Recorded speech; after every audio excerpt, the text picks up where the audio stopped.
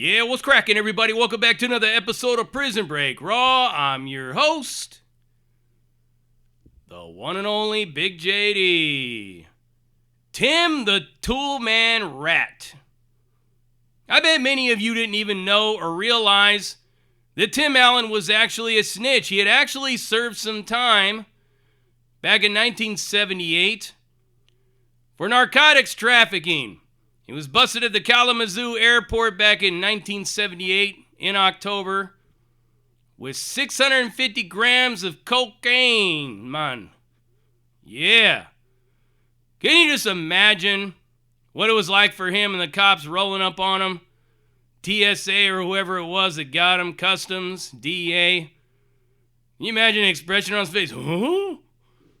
As he's getting the cup slapped on him. But he didn't just go quietly into the night. He gave some people up. And you know, this is before, Ronald Reagan had changed everything and the sentencing guidelines came out.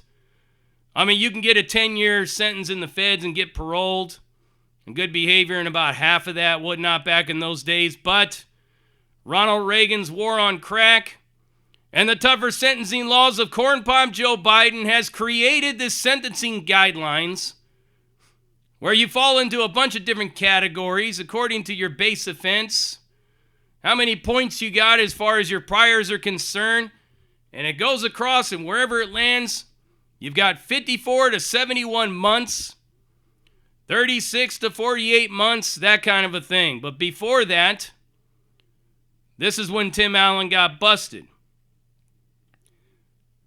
So he was involved in the drug trade. He was a young man at the time. He didn't have any Hollywood career, any real comedy career. But he was known to make a lot of people laugh.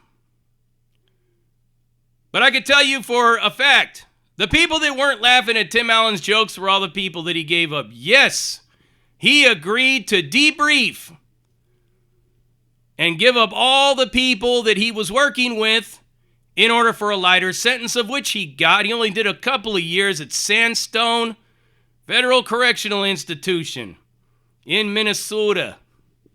Yeah. So Tim the Toolman Taylor was a rat, and I didn't learn about this until I'm sitting there with a bunch of my cousins. And one of my cousins, she used to love that shit. We call her name was Spinner. She used to love, well, she was with my cousin, so it kind of made her my cousin Johnny. We're all watching this show, and she loved the show. Johnny loved the show. Everybody loved it. Even my Uncle Glenn was there. All suddenly, here comes my dad. Straight Buzz Killington. We're all laughing and enjoying this show. My dad sits down and says, "Oh, you're watching The Snitch." We all looked at him like, "What?" He's like, "Yeah, Tim Allen, he's a fucking rat. He's a snitch. He's a stool pigeon." My dad liked to call them stoolies or stool pigeons. Damn straight. And we're all looking at him like, "For real?" He's like, "Yeah, he took the stands. He gave up all his contacts, everybody that he was working with when he was bringing cocaine into the country. Why do you think I don't ever watch the guy? He's a rat." And he's like that other guy that played in NCIS or whatever. My dad wouldn't watch none of his movies. I forgot what his name is. But he said he used to cross the picket lines. He was a scab. One thing about my father and people in my family, there's always been zero tolerance for scabs and rats and rapists and child molesters and weirdos and all kinds of stuff. But the minute he sat down and said that shit and explained it in detail what happened, talked about how much time he got, talked about how he got off with a totally lesser sentence. 650 grams. You know what I mean? It ain't like some usable quantity that they're busting some people all over the country and a little bit of crack that somebody had and end up getting a life sentence in the feds, thanks to Corn Pop, by the way, and Bill Clinton. But let's talk about Tim the Rat Taylor. So, he ratted on a bunch of people, took the stands, pointed them out, did all that stuff. And he's still walking around. Nothing's ever happened to him, so he obviously wasn't messing with any real heavy duties, heavy hitters, or anything like that. I seriously doubt that he was at the level of that guy from Blow, Jung. What was his name? James Jung? I forgot the guy's name. Anyways, but yeah. So they ratted all these people out. My father said that shit, sat down, told us all. We were just stunned. We looked back at Tim, the rat toolman Taylor.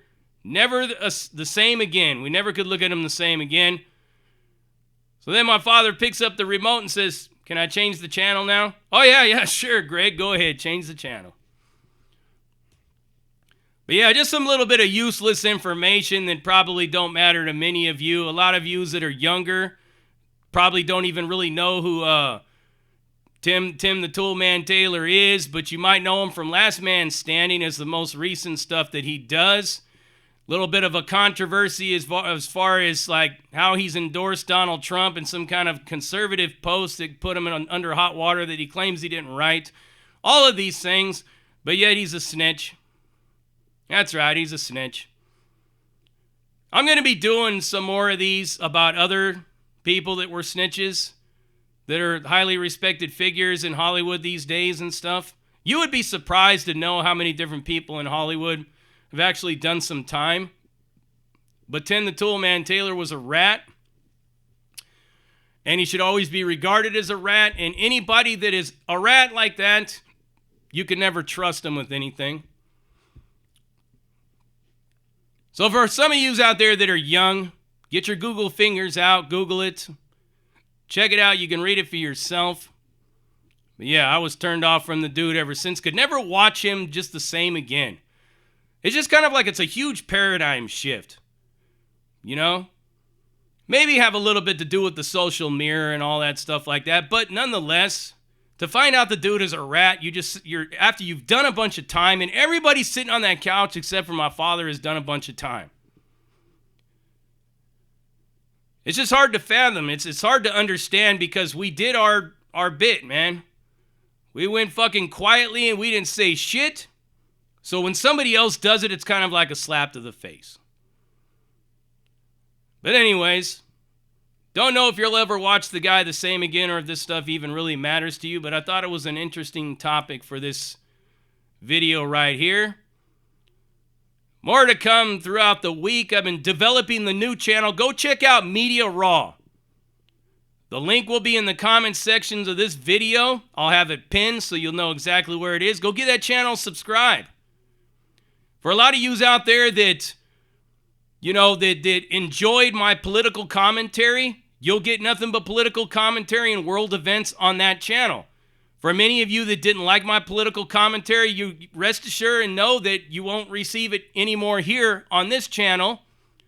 Unless, of course, we're in the live, of which it's sky's the limit on all topics. You already know what it is. You heard it right here.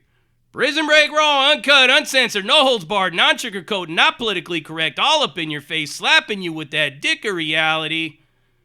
And I'm out.